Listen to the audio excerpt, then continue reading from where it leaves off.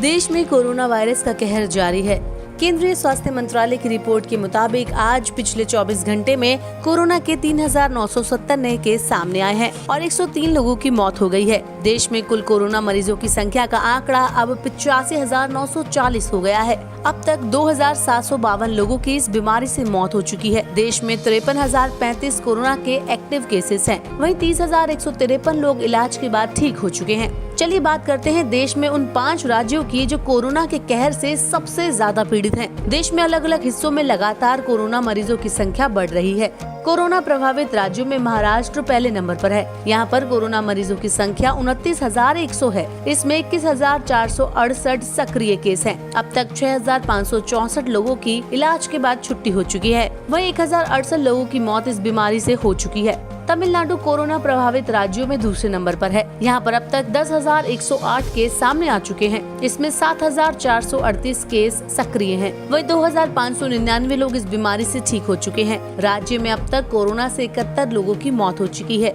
Corona प्रभावित राज्यों में गुजरात तीसरे नंबर पर है। गुजरात में कोरोना के 9,932 केस सामने आ चुके हैं। राज्य में 5,291 एक्टिव केसेस हैं। वहीं 4,035 लोग इलाज के बाद ठीक हो चुके हैं। इसके अलावा कोरोना की चपेट में आकर अब तक गुजरात में 606 लोगों की मौत हो चुकी है। देश की राजधानी दिल्ली की बात करें तो दिल्ली कोरोना प्रभावित राज्यों में चौथे नंबर पर है। यहाँ पर अब तक 8,895 केस सामने आ चुके हैं। इसमें 5,254 केस सक्रिय हैं। इसके अलावा 3,518 लोगों को अस्पताल से डिस्चार्ज किया जा चुका है। दिल्ली में अब तक 123 लोगों की इस बीमारी से मौत हो चुकी है।